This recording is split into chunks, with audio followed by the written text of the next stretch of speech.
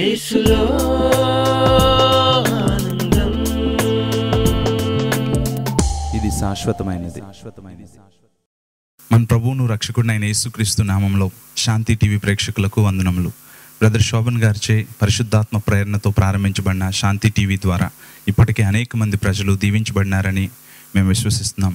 అదేవిధంగా పరిశుద్ధాత్మ ప్రేరణతో నెల్లూరు ప్రజలకు దేవుని యొక్క శక్తి కలిగిన వాక్యాన్ని అందించాలనే కోరికతో యేసులో ఆనందం అనే కార్యక్రమాన్ని శాంతి టీవీ ద్వారా ప్రసారం చేస్తున్నాం. ఈ కార్యక్రమం ద్వారా మీరందరూ ప్రార్థనాపూర్వకంగా దీవించబడాలని ఆశిస్తున్నాను. దేవుడు మిమ్మల్ని దీవించునుగాక. యేసులో ఆనందం. ఇది శాశ్వతమైనది.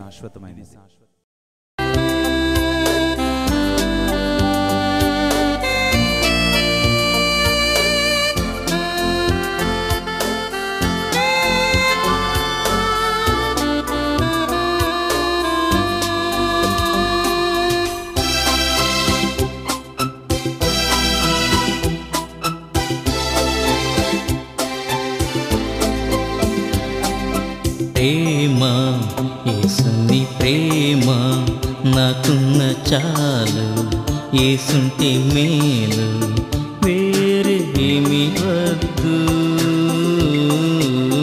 వేరే ఏమి వద్దు. ప్రేమ యేసుని ప్రేమ.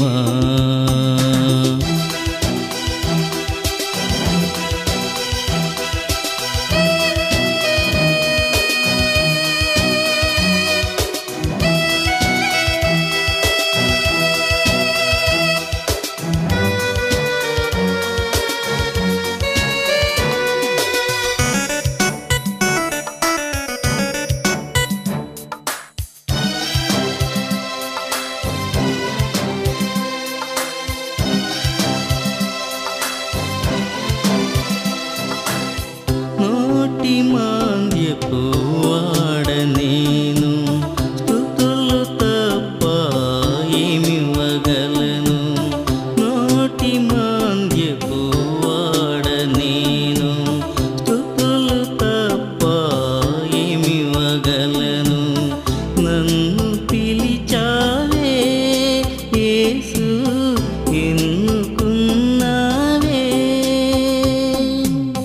నన్ను పిలిచావే యేసు, ఎన్నుకున్నావే. నీదు సేవే నాకు ప్రియము, నిన్ను చాటే బ్రతుకు చాలు. నన్ను నడుపుము నీదు త్రోవలు, నా యేసువా, నా యేసువా. ప్రేమ యేసుని ప్రేమ.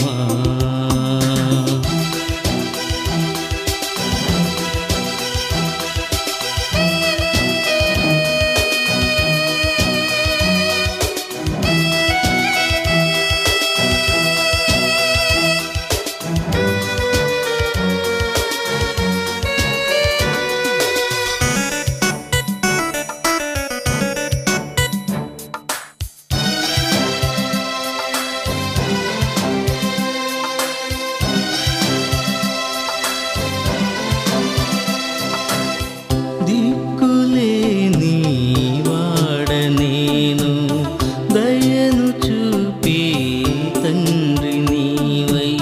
దిక్కులేని వాడ నేను, దయను చూపే తండ్రి నీవై. కరుణ చూపితివే యేసు, ఆదరించితివే.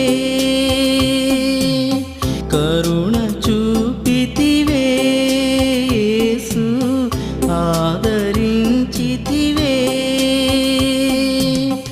ఇలలో నీదు కృపయే చాలు, పరమపురిలో చోటు చాలు. ఏమి కోరను నిన్ను వీడను, నా యేసువా, నా యేసువా. ప్రేమ యేసుని ప్రేమ నాకున్న చాలు, యేసుంటే మేలు వేరే ఏమి వద్దు, వేరే ఏమి వద్దు. ప్రేమ, యేసుని ప్రేమ,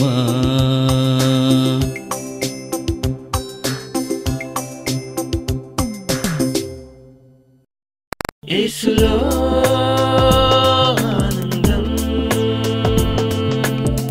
ఇది శాశ్వతమైనది. అపోస్తలుల కార్యములు 13వ అధ్యాయం 22వ వచనం. తరువాత అతనిని తొలగించి దావీదును వారికి రాజుగా ఏర్పరచెను.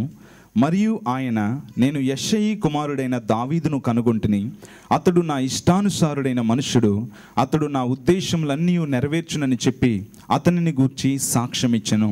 చాలు. ఇక్కడ దేవుడే ఒక మనిషిని గూర్చి సాక్ష్యం ఇవ్వడాను అందాన్ని మనం ఇక్కడ చూస్తున్నాం. ఎందుకోసం అంటే చాలాసార్లు ఒక మనిషి యొక్క పై రూపాన్ని చూసి మనం ఆ వ్యక్తిని గురించి సాక్ష్యం ఇవ్వచ్చు. కానీ దేవుడు అంతరంగాన్ని చూసే దేవుడు ఒక వ్యక్తిని గురించి సాక్ష్యం చెప్పడం అనేది చాలా గొప్ప విషయం. మోషేని గురించి దేవుడు అన్నాడు, మోషే నా ఇల్లంతటిలో నమ్మకమైన వాడు అని చెప్పన్నాడు. అలాగే యోబుని గురించి, యోబు యథార్థవంతుడు అని చెప్పన్నాడు. అలాగే ఇక్కడ దావీదుని గురించి కూడా, దావీదు నా ఇష్టానుసారుడైన మనుషుడు, అతడు నా ఉద్దేశాలన్నీ నెరవేరుస్తాడు.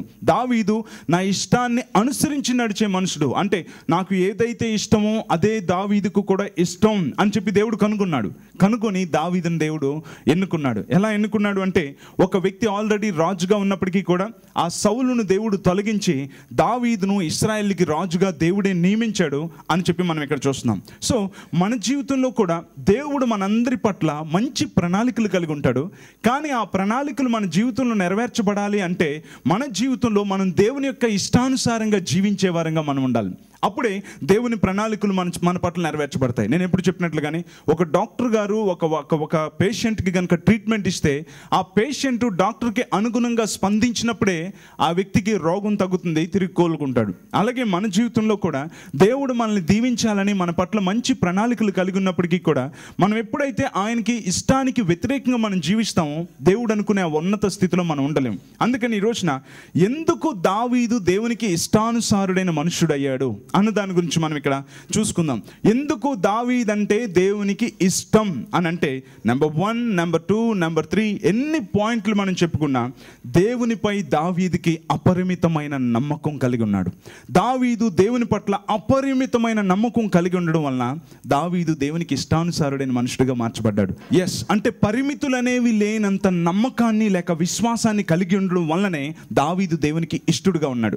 హెబ్రీయులకు రాసిన పత్రిక 11వ అధ్యాయం 6వ వచనంలో దేవుడు ఏమని రాయించాడంటే, హీబ్రూస్ చాప్టర్ 11 verse 6 ఏమనుందంటే, విశ్వాసము లేకుండా దేవునికి ఇష్టడై ఉండుట అసాధ్యము, ఇంపాసిబుల్ అని దేవుడు అక్కడ రాయించాడు. నమ్మకం అనేది లేకుండా దేవుడు ఎవరిని కూడా ఇష్టపడ్డు. నమ్మకం అనేది లేకుండా దేవునికి ఇష్టడై ఉండుట అసాధ్యము. నువ్వెంత కాలంగా దేవుని మందిరానికి వస్తున్నా, నువ్వెంతగా దేవుని యొక్క వాక్యాన్ని చదువుతున్నా, దాన్ని బట్టి దేవుడు నువ్వు నా ఇష్టడు అండగాని ఒక వ్యక్తిలో దేవుని పట్ల తనకున్న నమ్మకత్వాన్ని బట్టే ఆ వ్యక్తి దేవునికి ఇష్టడుగా ఉంటాడు. అందుకే దావీదుకు దేవుని మీద అపరిమితమైన నమ్మకం ఉండడం వలన దేవుడు దావీదుని గురించి ఏమన్నాడంటే, అతడు నా ఇష్టానుసారుడైన మనుషుడు అని చెప్పన్నాడు. చూడండి ఎంత గొప్ప నమ్మకం అంటే 26వ కీర్తన 1వ వచనం ఒకసారి చూద్దాం. Psalm 26 verse 1, ఏమీయూ సందేహపడకుండా యెహోవా యందు నేను నమ్మిక ఉంచి ఉన్నాను. ఎంత మంచి మాట అంటున్నాడు దావీదు. ఎలా నమ్మిక ఉంచాడంట? ఏమీయూ సందేహపడకుండా, అంటే నా జీవితంలో సందేహం అన్నదే లేనంతగా నేను నమ్మిక ఉంచి ఉన్నాను అన్నాడు. అంటే సంపూర్తిగా దేవుని మీద దావీదు నమ్మకం ఉంచాడు. ఈ రోజున మన జీవితంలో దావీదుకున్న ఈ అపరిమితమైన నమ్మకం దేవుని పట్ల మనకుందా అనేది ఈ రోజున మనం పరీక్ష చేసుకోవాలి. మన జీవితంలో సగం నమ్మకం అనేది దేవుడు ఇష్టపడ్డు. మన జీవితంలో సందేహం లేని నమ్మకం అనేది కావాలి. కొన్నిసార్లు సందేహిస్తూ నమ్మకపడుతుంటాం, అలాగే నమ్ముతూ సందేహిస్తుంటాం, నమ్ముతాం సందేహిస్తాం. కానీ దావీదు భక్తుడు ఏమంటున్నాడు తెలుసా? ఏ మాత్రం కూడా సందేహం లేకుండా నేను నీ మీద నమ్మకించున్నాను. అదే దావీదును దేవునికి ఇష్టానుసారుడైన మనుషుడిగా మార్చింది. ఈ రోజున మన జీవితంలో ఇటువంటి సందేహం కలిగిన వారంగా ఉన్నామా, లేకపోతే నమ్మకం కలిగిన వారంగా ఉన్నామా? బైబిల్లో మనం చూసినట్లయితే ఒక చిన్న సందేహం ఒక వ్యక్తిని ఎలా ముంచేసిందో పేతురు భక్తుని గురించి దేవుడు రాయించాడు. మత్తయి సువార్త 14వ అధ్యాయం 28వ వచనం నుంచి నేను చదువుతున్నాను చూడండి. వర్స్ 28. అల్ప విశ్వాసి ఎందుకు సందేహపడితివని అతనితో చెప్పాను. అల్ప విశ్వాసి ఎందుకు సందేహపడ్డావు? పేతురు ఏం చేశాడు తెలుసా? యేసయ్య తెల్లవారుజామున నేల మీద నడుస్తూ ఉంటే బోతమని భయపడిపోతూ ఉంటే నేనే అని చెప్పంటే, ప్రభువా నువ్వే అయితే నేను కూడా నేల మీద నడుస్తాను అన్నాడు. అనగానే యేసయ్య అన్నాడు, కమాన్ రా నడు అన్నాడు. అన్నప్పటికి పేతురు వెంటనే నేలలో దిగాడు. ఒక 4-5 అడుగులు వేసాడు. వేసేటప్పటికి పక్కన అని గాలి వచ్చింది. దానికాసి చూసి భయపడిపోయి మునిగిపోవడం మొదలు పెట్టాడంట. గాలికాసి చూసి నన్ను మునిగిపోతా ఉంటే, ప్రభువా నన్ను రక్షించు అంటే చేయి పట్టుకుని ఆయన లాగే, అల్ప విశ్వాసే ఎందుకు సందేహించితివి? ఏమాత్రం సందేహం కలిగినా ఆ వ్యక్తి తప్పనిసరిగా మునిగిపోతాడు. అందుకే దావీదు భక్తుడు ఎంత గొప్ప నమ్మకం అంటే, ఏమాత్రం నాకు సందేహం లేదు ప్రభువా, 100% నీ మీద నేను అపరిమితమైన నమ్మకాన్ని కలిగి ఉన్నాను అంటున్నాడు. పేతురు ఎందుకు మునిగిపోయాడో తెలుసా? సందేహాన్ని బట్టి ఒక 4 అడుగుల తర్వాత మునిగిపోయాడు. అందుకని మన జీవితంలో సందేహంతో కూడిన నమ్మకం దేవునికి అవసరం లేదు. సందేహంతో కూడిన నమ్మకం అనేది ఏ వ్యక్తికి ఏ మేలు కూడా చేయదు. ఎప్పుడైతే ఒక వ్యక్తికి దేవుని మీద అపరిమితమైన నమ్మకం ఉంటుందో, ఆ నమ్మకం పరిస్థితులను చూసినప్పుడు ఆ వ్యక్తికి ధైర్యాన్ని కలుగు చేస్తుందే తప్ప భయాన్ని కలుగు చేయదు. 27వ కీర్తన 13వ వచనంలో చూడండి. Psalm 27:13.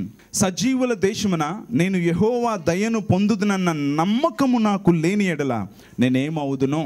సజీవులున్న దేశంలో దేవుడు నన్ను తప్పిస్తాడు అనే నమ్మకం కనుక నాకు లేకపోతే నేను ఎప్పుడూ నాశనం అయిపోదును అని అంటున్నాడు. ఎందుకంటే 27వ కీర్తన మీరు ఇంటికి వెళ్ళి చదవండి. మనుషులు నా మాంసం తినడానికి సిద్ధంగా ఉన్నారు అని అంటున్నాడు. నరమాంస భక్షకులు లాంటి వారి మధ్య నేను బ్రతుకుతున్నానని చెప్పి అయినా నేను ఆయన యందు నమ్మికించున్నాను అంటున్నాడు. ఈ రోజున మన జీవితంలో కూడా అంత గడ్డు పరిస్థితులు వచ్చినప్పుడు మనకి దేవుని మీద నమ్మకం లేకపోతే మనం దేవునికి ఇష్టంగా ఉండలేము. అలాంటి వారు దేవుని దగ్గర నుంచి ఎటువంటి ఆశీర్వాదాలని ఎక్స్పెక్ట్ చేయడానికి వీలే లేదు. జాన్సన్ అనే ఒక వ్యక్తి దేవుడు అంటే నమ్మకం లేదు, క్రైస్తవుడే, కానీ దేవుడిని నేను నమ్మను, దేవుడు అద్భుతాలు చేస్తాడు, ఇవన్నీ నాన్ సెన్స్, నేను నమ్మను అంటూ ఉండేవాడు. పక్కనే ఉన్న పర్వతాన్ని ప్రతిరోజు ఎక్కి దిగుతూ ఉండేవాడు, మంచు పర్వతాన్ని. అలాగే ఒక రోజున మంచు పర్వతం ఎక్కేటప్పటికి దిగుతున్నప్పుడు లేట్ అయిపోయింది. చీకట్లో దిగుతూ సడన్గా స్లిప్ అయిపోయాడు. జారి పడిపోయి కాలుతో ఆపుకుందాం అనుకున్న వ్యక్తికి గట్టిగా కాలుకి దెబ్బ తగిలి కాలు కూడా విరిగిపోయేటప్పటికి దిగలేని పరిస్థితి వచ్చేసింది. ఆ తాడు పట్టుకొని నెప్పితో గాయంతో అలా వేలాడుతూనే మధ్యలో ఉండిపోయాడు. ఆ సమయంలో కరెక్ట్గా ఆ మధ్యరాత్రి సమయంలో మన ప్రభు అయిన యేసుక్రీస్తు ఒక దర్శనంలో అక్కడ అకస్మాత్తుగా ప్రత్యక్షమై, జాన్సన్ నేను నిన్ను తప్పించగలను, నువ్వు నమ్ముతున్నావా అంటే ఒక్కసారి షాక్ అయిపోయి, ప్రభువా నిన్ను కన్నులారా చూసి కూడా నేను నమ్మకపోతే ఇంకెంతకంటే దౌర్భాగ్య స్థితి ఉండదు ప్రభువా, నేను నిన్ను నమ్ముతున్నాను, నువ్వు దేవుడు అని అన్నాడు. జాన్సన్ నిన్ను ఇప్పుడు ఈ ఉపద్రవం నుంచి నిన్ను కాపాడుతానని నువ్వు నమ్ముతున్నావా అని దేవుడు అడిగాడు. నమ్ముతున్నాను ప్రభువా, నువ్వు తప్ప నన్ను కాపాడలేవు, నువ్వు నమ్ముతున్నాను, నువ్వు కనిపించావు కదా అన్నాడు. అయితే నేను చెప్పినట్లుగా నువ్వు పట్టుకుని తాడు వదిలే అన్నాడంట దేవుడు. ఎందుకంటే నమ్మకం ఉంటే సంపూర్ణమైన విశ్వాసం ఏం చేస్తుంది? కార్యం చేస్తుంది. తాడు వదిలే అనగానే జాన్సన్ ఏం చేశాడంటే, దేవుడు లేడు అన్నాను కాబట్టి దేవుడు పగబెట్టుకున్నాడు, ఇప్పుడు రివెంజ్ తీర్చుకుందాం అనుకుంటున్నాడు అని చెప్పి మిగతా తాడు నడుంకి గట్టిగా చుట్టేసుకున్నాడంట. అమ్మ నేను వదలనే తాడు అని చెప్పి అలాగే నైట్ అంతా అలాగే ఉండిపోయాడు, అలాగే నిద్రపోయాడు. తెల్లవారేటప్పటికి కొంతమంది పర్వతారోహకులు అటువైపుగా వచ్చినప్పుడు జాన్సన్ అలా వేలాడుతూనే చచ్చిపోయి ఉండడాన్ని వాళ్ళందరూ చూశారు. ఎంత ఎత్తులో తెలుసా? భూమికి 2 అడుగుల ఎత్తులో వేలాడుతూ చచ్చిపోయి అన్నాడు. అంటే తాడు వదిలేస్తే 2 అడుగుల ఎత్తు నుంచి కింద పడి చచ్చిపోతాడు. దేవుని మీద నమ్మకం లేకపోవడంతో అనేక సార్లు నా తాడే నన్ను బతికిస్తుంది అన్నట్టుగా దేవుడు అంటే పని జరగదు, చచ్చిపోతానేమో అని చెప్పి అనుకుంటారు. కానీ దేవుని మీద నమ్మకం ఉన్నవాడు ఎప్పుడు కూడా సంపూర్తైన నమ్మకంతో కార్యం చేస్తాడు. హల్లెలూయా. దావీదు భక్తుడు దేవుని పట్ల సంపూర్తి అయిన నమ్మకాన్ని కలిగి ఉన్నాడు. సో 3 విషయాల్లో దావీదు భక్తుడు నమ్మకంగా ఉన్నాడండి. అంటే సంపూర్తిగా దేవుణ్ణి నమ్మాడు. అదేంటంటే నెంబర్ 1, దేవుడు సంపూర్ణమైన జ్ఞానం గలవాడు అని నమ్మాడు. నెంబర్ 2, దేవుడు సంపూర్ణంగా ప్రేమిస్తున్నాడు అని నమ్మాడు. నెంబర్ 3, దేవుడు సంపూర్ణమైన శక్తి గలవాడు అని చెప్పి దావీదు నమ్మాడు. మనం చదువుకుని పాడుతూ ఉంటాం, దేవునికి స్తోత్రము గానము చేయటయే మంచిది. అందులో ఏముంటుంది? జ్ఞానమునకు ఆయన మితి లేనివాడు అని చెప్పి దేవునికి వాక్యం చెప్తుంది. సో ఇంత గొప్ప జ్ఞానాన్ని దేవుడు కలిగి ఉన్నాడు అని మనం ఎప్పుడైతే నమ్ముతామో మనం దేవుణ్ణి ప్రశ్నించడం మానేస్తాం. దేవుడు ఆదికాండంలో ఆదాముకు ఆ చెట్టును చూపించి అది ఎందుకు నిషిద్ధమైందో దేవుడు చెప్పలేదు, కానీ ఆ చెట్టు ఫలాల్ని తిన్నావంటే నువ్వు చచ్చిపోతావు అని మాత్రమే దేవుడు చెప్పాడు. ఆ చెట్టు ఫలాల్ని తింటే నువ్వు చచ్చిపోతావు అని చెప్పాడే కానీ ఆ చెట్టు ఫలాలు ఎందుకు నిషిద్ధమైందో మాత్రం దేవుడు చెప్పలేదు. ఎందుకోసం అంటే దేవుడు తన జ్ఞానంతో దాంట్లో ఏదో దాచి ఉంచాడు గనక దాని గురించి వారికి చెప్పలేదు. నిజానికి ఒక వ్యక్తికి గనక దేవుని యొక్క జ్ఞానం మీద నమ్మకం ఉంటే అది ఎందుకు నిషిద్ధమైందో దాని కారణాన్ని ఆ వ్యక్తి అడగడు. చాలాసార్లు మన వివేకం ఏం చేస్తుందో తెలుసా? దేవుని కారణాలు అడుగుతూ ఉంటుంది. వై, ఎందుకు ఆ చెట్టు ఫలం తినొద్దు, ఎందుకు తినొద్దు? మనకు ఆన్సర్ ముందే కావాలి, అర్జెంటుగా కావాలి కదా.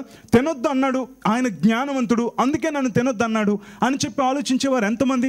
దేవుడు అన్నాడు తినొద్దు అన్నాడు తప్ప దానికి కారణం మాత్రం చెప్పలేదు. సో అలాగే మన జీవితంలో కూడా కారణాలు అనేవి ఎప్పుడూ కూడా దేవుని దగ్గర అడగకూడదు. ఈ రోజున ఒక వ్యక్తి దేవుని యొక్క సంపూర్తి అయిన జ్ఞానం మీద నమ్మకం ఉంటే ఆ వ్యక్తి ఎప్పుడు కూడా తన వివేకాన్ని ఉపయోగించడు. నేను మరలా చెప్తున్నాను, మన సొంత వివేకాన్ని గనక మనం నమ్మకం ఉంచితే దేవుని మీద మనం ఎప్పటికీ కూడా నమ్మకం ఉంచలేం, ఆ నమ్మకం మీద మనం విధేయత కూడా చూపించలేం. చూడండి, సామెతల గ్రంథం 3వ అధ్యాయం 5వ వచనం.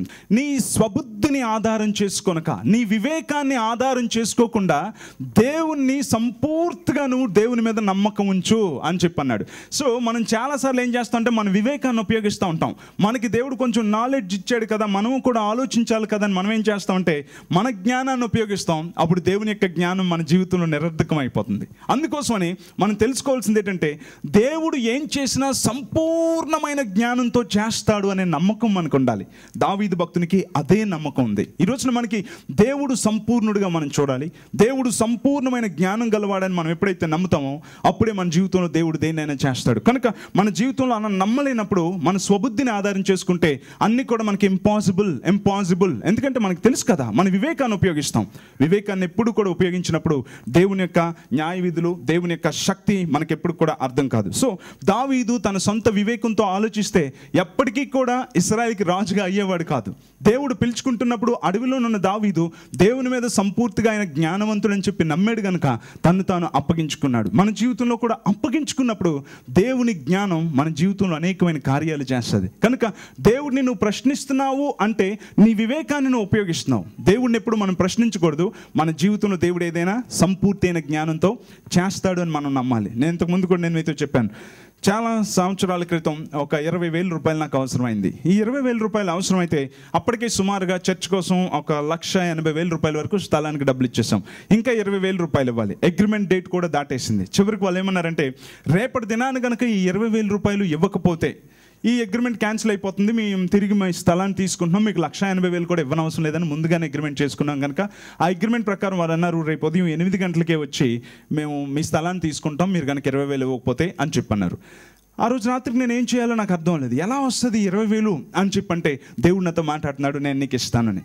హౌ, ఎలా ప్రభు, ఎలా వస్తుంది? మన వివేకం చెప్తుంది ఎక్కడొస్తాయి డబ్బులు, ఏమి రావే అని చెప్పి మన వివేకం చెప్తుంది. ఆ సమయంలో టెన్షన్ వచ్చేసి ఏం చేశానంటే మోకరించి ప్రార్థన చేయడం మొదలుపెట్టాను. ప్రభా, రేపు ఉదయం కల్లా నాకు 20,000 రూపాయలు రాకపోతే ఈ స్థలం మొత్తం వెళ్ళిపోతుంది అని చెప్పి. కానీ నాకు ఒక విషయం తెలుసు, నువ్వు సంపూర్ణమైన జ్ఞానం గలవాడు అని. నాకు 20,000 కావాలి ప్రభా, ఈ రాత్రి 8 గంటలకు నేను ప్రార్థన చేస్తున్నాను అనేసి ప్రార్థన చేస్తుంటే దేవుడు నాకు ఒక దర్శనం చూపించాడు. ఆ దర్శనంలో కొత్త 500 రూపాయల నోట్లు ఎవరో నాకు గంపతో తీసుకొచ్చేస్తున్నారు. ఎవడైనా పెట్టితోటో కవర్తోటో ఇస్తాడు కానీ గంపతో ఎవడు డబ్బులు ఇస్తాడు? మరలా నా వివేకం పనిచేయడం మొదలుపెట్టింది. గంపతో ఎవడైనా డబ్బులు ఇస్తాడా? ఎవడైనా కవర్లో ఇస్తాడు కదా, ఎందుకంటే మన వివేకం అలాంటిది. అందుకోసం ఎవడైనా పెట్టితోటో లేకపోతే కవర్తోటో ఇస్తాడు కానీ ఈ గంపతో డబ్బులు ఇవ్వడం ఏంటైనా అని చెప్పి అనుకున్నాను. అప్పుడు దేవుడు అన్నాడు, 5 రొట్టెలు 2 చిన్ని చేపలు 5,000 మందికి పంచిపెట్టిన తర్వాత మిగిలినవి ఎందులోకి ఎత్తారు అని దేవుడు నాతో మాట్లాడు. గంపలోకి ఎత్తారు ప్రభా, అలాంటి మిగులు ఆశీర్వాదాన్ని నీకు ఇస్తాను, నేను నమ్ముతున్నాను ప్రభా, రేపు ఉదయం కల్లా నాకు డబ్బులు కావాలి అని చెప్పి ఇలా ప్రార్థన చేసుకుని ఇలా టేబుల్ నుంచి ఇలా లేస్తున్నాను. లేచేటప్పటికి టేబుల్ మీద ఉన్న ఫోన్ మాగడం మొదలుపెట్టాను. ఇలా లిఫ్ట్ చేశాను. సుమారుగా కైలాసపురం నుంచి ఒక 8 కిలోమీటర్ల దూరం నుంచి ఒక సిస్టర్ ఫోన్ చేసి ఒక్కసారి మా ఇంటికి వచ్చి ప్రార్థన చేస్తారా అని అన్నాను. అప్పటికే 8 అయిపోయింది, రేపు ఉదయం వచ్చి చేస్తానండి అని అన్నాను. అంటే లేదు, ఒక చిన్న ప్రార్థన చేసి వెళ్ళిపోండి ప్లీజ్ అన్నారు. అయిష్టంగానే బండి స్టార్ట్ చేసుకుని వాళ్ళ ఇంటికి వెళ్ళి ప్రార్థన చేశాను. ప్రార్థన చేసిన తర్వాత వాళ్ళు అన్నారు, మా అబ్బాయికి శాలరీ వచ్చిందండి, అన్ని ఖర్చులు ఇదవగా మిగిలిన డబ్బులు ఇవి మీకు ఇద్దామని చెప్పి ఇచ్చామని ఒక చిన్న కవర్ ఇచ్చారు. అది జేబులో పెట్టుకొని ఇంటికి వచ్చాను. ఎంత ఉంటుందిలే అని చెప్పి ఇలా ఓపెన్ చేశాను. అద్భుతం ఏంటో తెలుసా? కొత్త 500 రూపాయలు 20,500 అందులో ఉన్నాయి. చెప్పులు కూడా దేవుని నామమున మహిమపరుస్తాం. హల్లెలూయా. జ్ఞానమునకు ఆయన మితియు లేనివాడు. ఎలా అని అనొద్దు, దేవుడు సంపూర్ణమైన జ్ఞానం గలవాడు.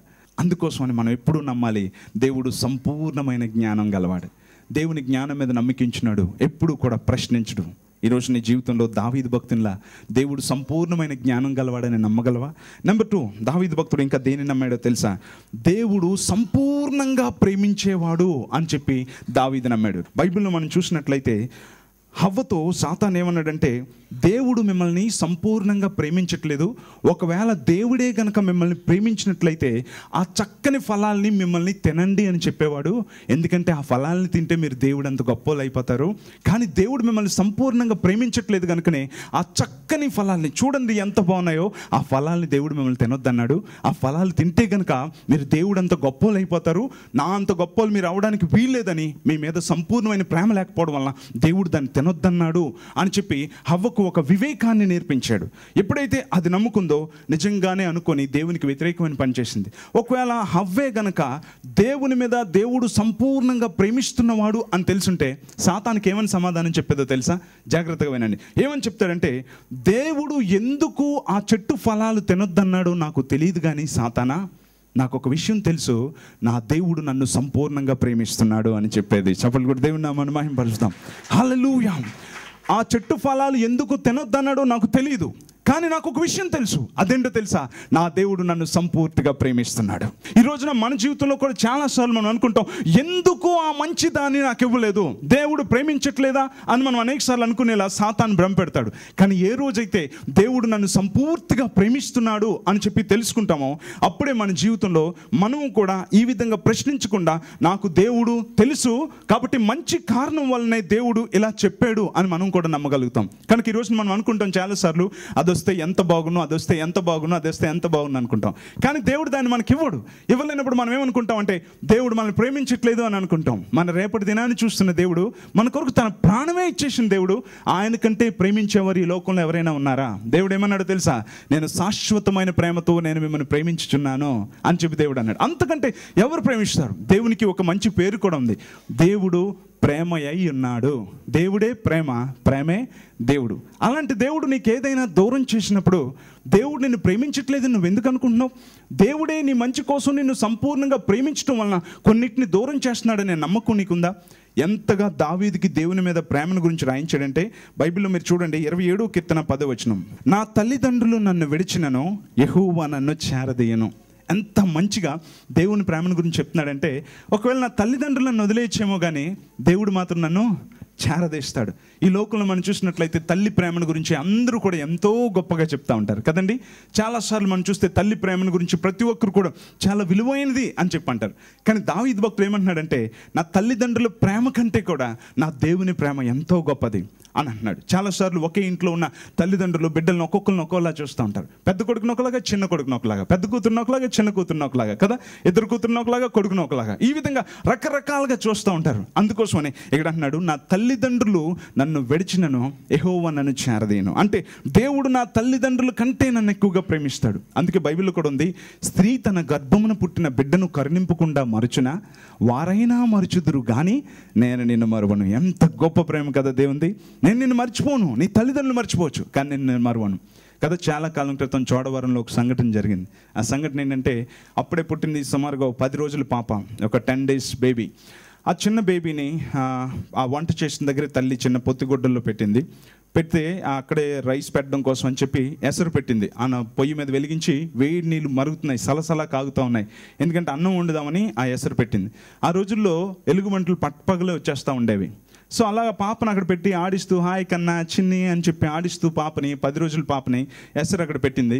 పెట్టేటప్పటికి సడన్గా ఒక ఎలుగుబంటి ఇంట్లోకి వచ్చేసినట్టు తల్లి ముందు బయటకు పారిపోయి బాబోయ్ నా కూతుర్ని రక్షించండి బాబోయ్ అని చెప్పి పారిపోయి అరుస్తూ ఉంటే ఊరు జనం అందరూ ఓ ఓ ఓ అని పెద్ద శబ్దాలు చేయడం మొదలుపెట్టారు. ఈ ఎలుగుబంటికి తొందర వచ్చేసి ఏం చేయాలో తెలియక నోటుతో ఈ 10 రోజుల పాపని పట్టుకొని సలసలా కాగుతున్న వేడి నీటిలో దించేసింది. అందరూ చూస్తుండగానే ఆ పాప ఉడికి ముద్దయిపోయింది అక్కడ. ఎందుకు ఈ మాట చెప్తున్నానో తెలుసా? స్త్రీ తన గర్భమున పుట్టిన బిడ్డను కరుణింపకుండా మరచిన వారైనా మరచుదురు కానీ నేను నిన్ను మరువను. దేవుని ప్రేమకు మనం చప్పట్లు కొట్టి మహిమపరుస్తాం. హల్లెలూయా. ఈరోజు దేవుడు నీతో మాట్లాడుతున్నాడు. నీ జీవితంలో ఏదైనా ఆలస్యం అయితే నువ్వు ఒకటే చెప్పు, దేవుడు నన్ను సంపూర్ణమైన ప్రేమతో ప్రేమిస్తున్నాడు. దేవుడు నీకు తప్పనిసరిగా శ్రేష్టమైన దాన్ని ఇస్తాడు. ఎందుకో తెలుసా? సంపూర్ణమైన ప్రేమతో నిన్ను ప్రేమిస్తున్నాడు. మూడవదిగా దావీదు దేన్ని నమ్మాడో తెలుసా? దేవుడు సంపూర్ణంగా శక్తి గలవాడు అని చెప్పి దేవుడిని నమ్మాడు. మన జీవితంలో దేవుడిని సగం శక్తి గలవాడిగా మనం చూస్తాం, కానీ దేవుడిని ఎప్పుడు కూడా మనం సంపూర్ణమైన శక్తి గలవానిగా చూడాలి. మరియా తోటలో యేసుక్రీస్తుని తోటమాలిలా చూసింది, కానీ మనం సజీవుడైన యేసుక్రీస్తుని ఎప్పుడు కూడా చూడాలి. మనం సిలువ వేయబడిన యేసుక్రీస్తుని చూడకూడదు, మనం సజీవుడైన యేసుక్రీస్తుని మనం చూడాలి కదా. దీర్ఘదేహుల్ని వాళ్ళు చూశారు, వాళ్ళందరూ కూడా ఓడిపోయారు, కానీ మిగతా వాళ్ళు పాలు తేనెలు ప్రవహించే దేశాన్ని, దానిచ్చే దేవుడిని చూశారు కదా. చాలామంది ఉజ్జయాన్ని చూస్తారు, కానీ అత్యున్నత సింహాసనాసీనుడైన దేవుడిని చాలామంది చూడరు. కనుక మన జీవితంలో మనం దేవుడు సంపూర్ణమైన శక్తి గలవాడు అని మనం నమ్మాలి. మన దేవుడు ఎప్పుడు కూడా మధ్యలో మనల్ని ముంచేసేవాడో, ఎంతవరకు చేయగలిగిన ఐఎమ్ సారీ అని చెప్పి మధ్యలో వదిలేసేవాడో అని అనుకోకండి. మన దేవుడు సంపూర్ణమైన శక్తి గలవాడు. అందుకే ఆయనకి ఏమని పేరుందో తెలుసా? ఎల్ షదాయ్. ఎల్ షదాయ్ అంటే సర్వశక్తిమంతుడు అని అర్థం. కనుక మన జీవితంలో దేవుడు సంపూర్ణమైన శక్తి గలవాడని మనం నమ్ముతున్నామా? ఆలోచించండి. బైబిల్ గ్రంథంలో ఎంత మంచిగా మొదటి సమూయేలు గ్రంథం 17వ అధ్యాయం 37వ వచనం నుంచి చూస్తే, సింహం యొక్క బలం నుండి, ఎలుగుబంటి యొక్క బలం నుండి నన్ను రక్షించిన యెహోవా. ఇక్కడ ఏమంటే దేవుడే నన్ను రక్షించాడు, నాకు సింహాన్ని ఎలుగుబంటిని చీల్చే శక్తినిచ్చాడు అని చెప్పి గొల్యాతుని ఎదుర్కోపోయే ముందు కూడా ఆ దేవుని సంపూర్తైన బలం మీద నమ్మకం ఉంచాడు. ఒక వ్యక్తి ఎప్పుడైతే దేవుడు సంపూర్ణంగా శక్తివంతుడని నమ్ముతాడో, ఆ వ్యక్తి తన ముందున్నది ఎంత బలమైన శక్తి అయినప్పటికీ కూడా దాన్ని జయిస్తాననే విశ్వాసంతో అడుగు ముందుకు వేస్తాడు. హల్లెలూయా.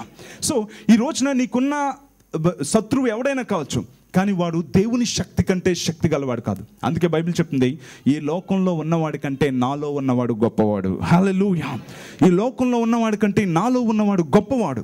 ఈరోజు నువ్వు సేవిస్తున్న దేవుడు సంపూర్ణంగా శక్తి గలవాడని నువ్వు ఎప్పుడైనా ఆలోచించావా? గొల్యాతు అన్నాడు, నేను కుక్కనా అని చెప్పన్నాడు. ఎందుకోసం అంటే దావీదుకి గొల్యాతు కుక్కలా కనిపించాడు. ఎందుకంటే దావీదు దేవుని యొక్క సంపూర్ణమైన శక్తిని ఆధారం చేసుకున్నాడు. దేవుడు సంపూర్ణంగా శక్తి గలవాడని నమ్మాడు కనుక దావీదు గొల్యాతుని దేవునిలోంచి చూసేటప్పటికి దేవుడికి గొల్యాతు ఎలా కనిపిస్తాడో ఒకసారి ఊహించుకున్నాడు దావీదుకి దేవుడికి గొల్యాతు కుక్కలా కనిపిస్తాడని దావీదు కూడా కుక్కలా చూసి రాయి పట్టుకొని వెళ్ళాడు. దేవుని సంపూర్ణమైన శక్తి మీద నీకు నమ్మకం ఉంటే నీ ముందున్నది ఏదైనప్పటికీ కూడా అది ఎప్పుడు కూడా నీకు కుక్కలాగా కనిపించాలి. ఈరోజు నువ్వు నీ సమస్యను పెద్దదిగా చూస్తున్నావా, కుక్కలాగా చూస్తున్నావా? నీకు కుక్కలాగా కనిపిస్తుంది అంటే నో డౌట్ నువ్వు దేవుణ్ణి సంపూర్తిగా శక్తివంతుడని నమ్ముతున్నావు అని అర్థం. అందుకనే దావీదు నా ఇష్టానుసారుడైన మనుషుడు. మా వివేకాన్ని, మా జ్ఞానాన్ని ఉపయోగించకుండా నీవు సంపూర్ణమైన జ్ఞానం గలవాడవని, నువ్వు సంపూర్ణమైన ప్రేమ గలవాడవని, నువ్వు సంపూర్ణమైన శక్తి గలవాడవని నీ మీద నమ్మిక ఉంచగలిగే కృప మాకు దయచేయండి. యేసు నామములో అడుగుచున్నాం తండ్రి, ఆమేన్.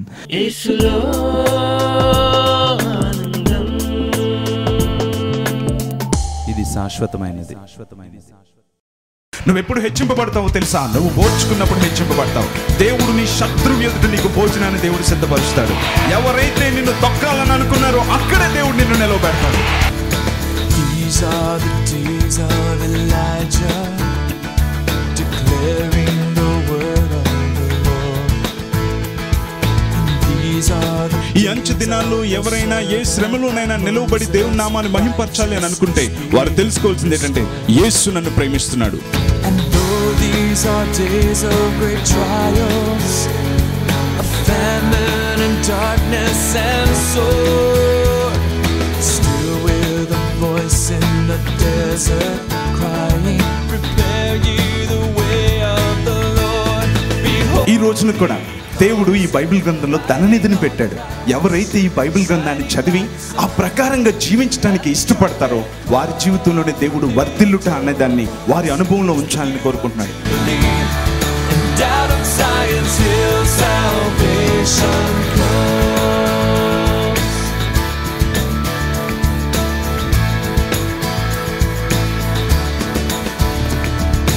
These are the days of మా క్రొత్త చిరునామా brother Samuel Karmoji miracle centre, plot number 70, door number 10-288-1/3, Visalakshi Nagar, main road, Visakhapatnam 530043.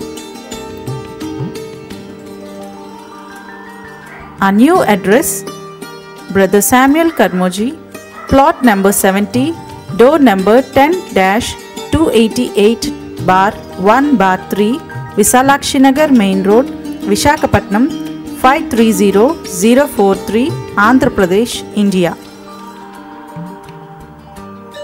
ఆ phone numbers 9701-400-777, 98483 978503332. Our website www.samuelkarmoji.com. Our email samuelkarmoji@gmail.com. యేసులో